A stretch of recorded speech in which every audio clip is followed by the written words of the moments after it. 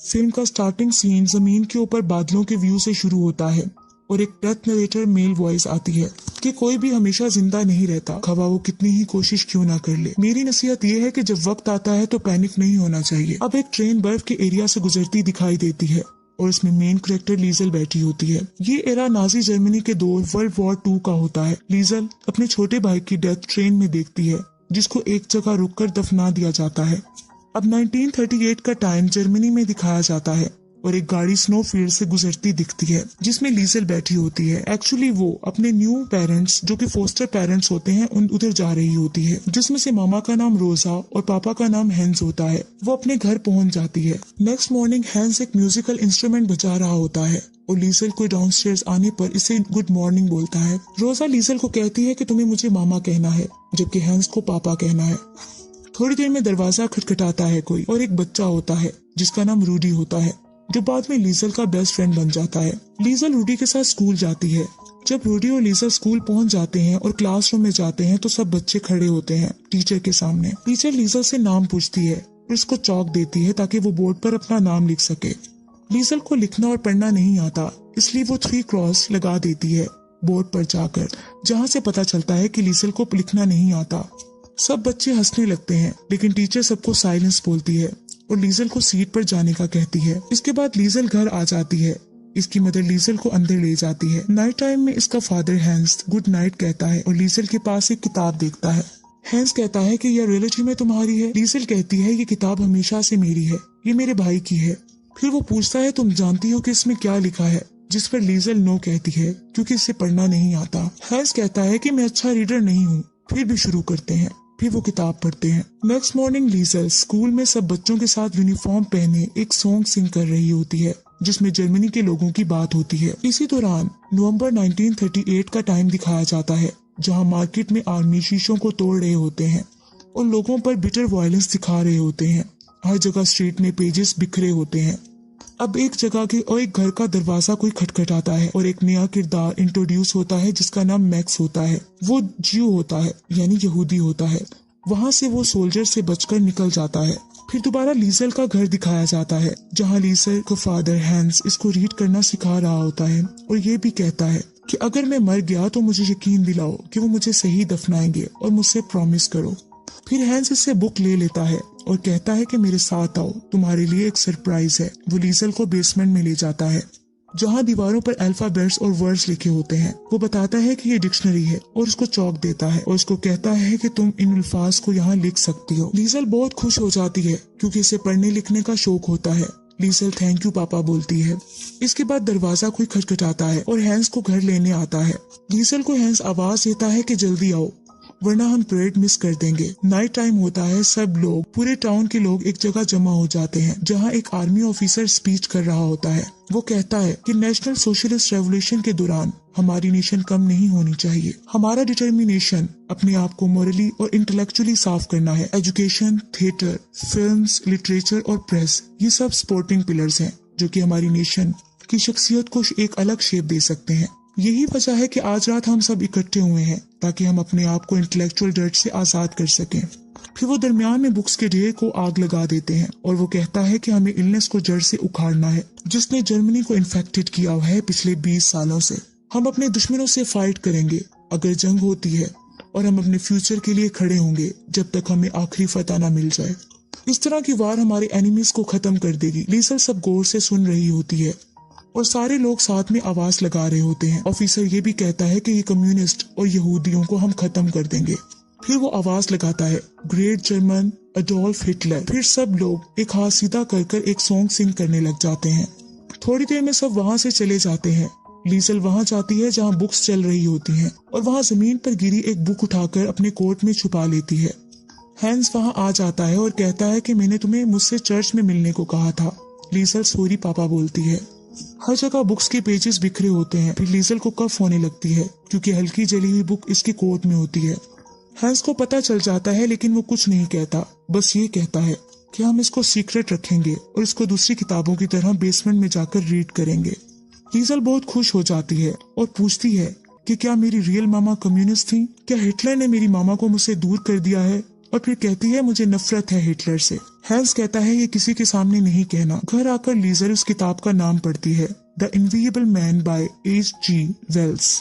फिर अचानक से कोई दरवाजा खटखटाता है। हकीकत में वो वही किरदार मैक्स होता है जो कि एक ज्यूइश फर्स्ट फाइटर होता है। वो घबराया हुआ आता है और मदद मांगता है और रोजा और हैंस इसको अपस्टेयर्स भेज देते हैं।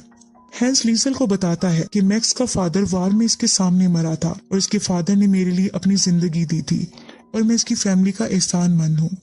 फिर वो इसे कहता है लीजल को कि मुझे अपने अल्फाज दो कि तुम ये किसी को हमारे विजिटर्स का नहीं बताओगी और अपनी रूह को भी नहीं। लीजल वादा करती है कि वो किसी को नहीं बताएगी और फिर नेक्स्ट मॉर्निंग स्कूल चली जाती है। स्कूल ऑफ होने पर लीजल रूडी के साथ भागती है और जल्दी से अपने घर आ जाती है।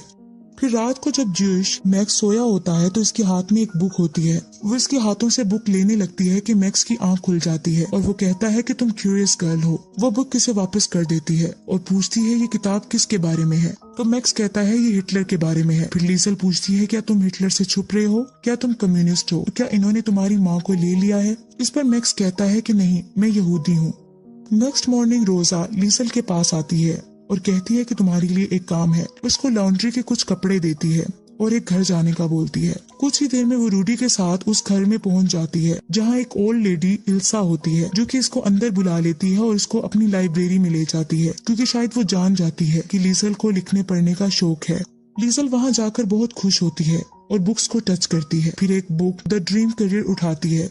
फिर उसे याद आता है कि रूडी इस घर से बाहर इसका इंतजार कर रहा है। वो ओल्ड लेडी इल्सा को बताकर चली जाती है, लेकिन ओल्ड लेडी इल्सा इसे कहती है तुम कभी भी यहाँ बुक्स पढ़ने आ सकती हो। अब मैक्स को बेसमेंट में दिखाया जाता है क्योंकि हैंस की फैमिली को सोल्जर का खतरा होता है कि कहीं वो आकर पकड़ ना ले क्योंकि मैक्स यहूदी होता है। लीजल भी बेसमेंट में जाती है और अपना बुक्स पढ़ना कंटिन्यू रखती है और एक नया वर्ड जो इसे मुश्किल लगता है वो हमेशा बेसमेंट की वॉल पर चौक से लिख देती है। मैक्स इससे पूछता है कि ये वर्ड्स तुम कहाँ से लेती हो, जिस पर लीजल कहती है ये एक सीक्रेट है, लेकिन बाद में बता देती है कि वो कहाँ लाइब्रेरी में जाके बुक्स पढ़ती है और उनको मेमोराइज कर लेती है। इस तरह बाद में मैक्स लीजल को एक बुक गिफ्ट करता है और बताता है कि मेरे रिलीजन में मैंने सीखा है कि हर जिंदा चीज, हर पत्ता, हर परिंदा सिर्फ जिंदा है क्योंकि इनके पास जिंदगी के लिए सीक्रेट वर्ड्स हैं। हम में और क्ले में फर्क सिर्फ वर्ड्स का है, अल्फाज जिंदगी होते हैं। फिर आहिस्ता आहिस्ता बहुत सर्दी बढ़ जाती है। स्नो फॉलिंग की वजह से मैक्स बीमार हो जाता है और बेसमेंट में सर्दी से रहने की वजह से अब लीजल को लगता है कि मैक्स मर जाएगा। वो अपने डेड ब्रदर की पिक इस पर रख देती है और हमेशा की तरह इसके पास बैठकर बुक्स पढ़ती है। The invisible man by H.G. Wells. एक स्ट्रेंजर एक सर्दियों के दिन फेब में बहुत ही तेज हवा और बर्फबारी में यहाँ आया। कोई इसके बारे में नहीं जान सकेगा जब तक कि वो मर ना जाए। इसके बाद लीजल उसी ओल्ड लेडी इल्सा के घर चुपके से विंडो के जरिए लाइब्रेरी में जाती है और एक बुक को चुरा लेती है क्योंकि इल्सा का हस्बैंड लॉन्ड्री लाने से मना कर देता है। और इस तरह वक्त गुजरने के साथ साथ वो एक एक करके बुक चुराती रहती है लाइब्रेरी में चुपके से और रूडी भी इस बात को जान लेता है, लेकिन वो ये कहती है कि मैंने सिर्फ बोरो की है। इसके बाद लीजल रूडी को मैक्स के बारे में भी बता देती है। अब बहुत सारे सोल्जर्स बार बार इसी एरिया में चेकिंग के लिए आते रहते हैं कि कोई कम्युनिस्ट या यहूदी तो यहाँ नहीं रह रहा। लीजल की फैमिली अलर्ट रहती है। इस तरह दोबारा सोल्जर का रेड होता है। पूरे एरिया के लोग अपने बैग्स को नाइट टाइम में घरों से बाहर ले जाते हैं और एक तरफ मूव करते हैं। मैक्स को घर छोड़कर हैंस रोजा लीजल के साथ भी उसी जगह पर जाकर छुप जाते हैं, लेकिन मैक्स बेसमेंट से घर से बाहर आ जाता है और बाहर आकर बहुत खुश होता है। मैक्स खुशी से आसमान के तारों को देखता रहता है कि अचानक से सोल्जर की वैन आ जाती है। वो खुद को जल्दी से छुपा लेता है। नेक्स्ट डे मैक्स ये डिसाइड करता है कि इसे यहाँ से चले जाना चाहिए ताकि ये फैमिली इसकी वजह से मुसीबत में ना आ जाए। लीजल को मैक्स के यहाँ से जाने का बहुत दुख होता है।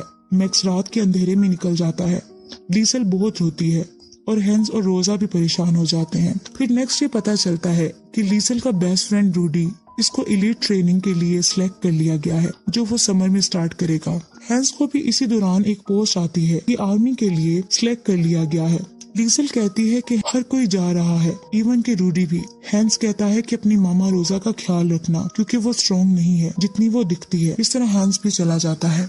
अब बहुत ज्यादा अरसा गुजर चुका होता है। लीजल स्टेयर्स में किताब लिए बैठी होती है। इतनी देर में रेंजर्स की वैन वहां आती है और हैंस उतरता है।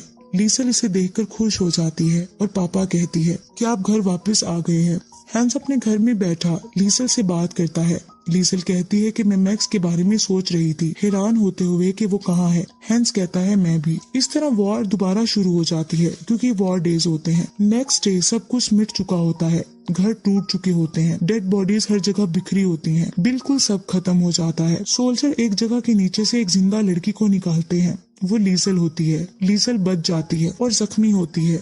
वो बाहर आते ही पापा मामा कहती है, लेकिन इसकी फैमिली की डेथ हो चुकी होती है। रोजा, हैंस और रूडी सब मर चुके होते हैं। इस तरह लीजल बेहोश हो जाती है। जब लीजल को होश आता है तो वहाँ ब्रिक्स के नीचे एक किताब मिलती है और इसी दौरान वो ओल्ड लेडी इल्सा, जिसके घर लीजल बुक्स चुराने जाती थी, अपनी गाड़ी में वहाँ आ जाती है। लीजल भागकर उस लेडी के गले लग जाती है। फिर आफ्टर 2 इयर्स का टाइम दिखाया जाता है। इल्सा एक टेलर की शॉप पर काम करती दिखाई देती है, जो कि रूडी का फादर होता है। और इस तरह फिर वो देखती है कि दरवाजे पर मैक्स आ गया है और वो उसे देखकर बहुत खुश होती है और जाकर उसे मिलती है। अब दिखाया जाता है कि 1945 का टाइम होता है और यूनाइटेड स्टेट के ट्रूप्स ने जर्मनी पर कब्जा कर लिया होता है। अब कहानी अपनी एंडिंग पर पहुंच रही होती है। अब दिखाया जाता है कि क्लाउड्स का वही व्यू जो कि बिल्कुल ओपनिंग सीन में दिखाया गया था। फिर डेथ नरेटर मेल वॉइस में उसकी आवाज आती है कि मैंने बहुत अजीम चीजें देखी, मैंने सारी दुनिया की बदतरीन तबाही को भी अटेंड किया है, मैंने बहुत से अजीम वंडर्स भी देखे हैं, लेकिन मैं यही कहूंगा कि कोई हमेशा के लिए जिंदा नहीं रहता।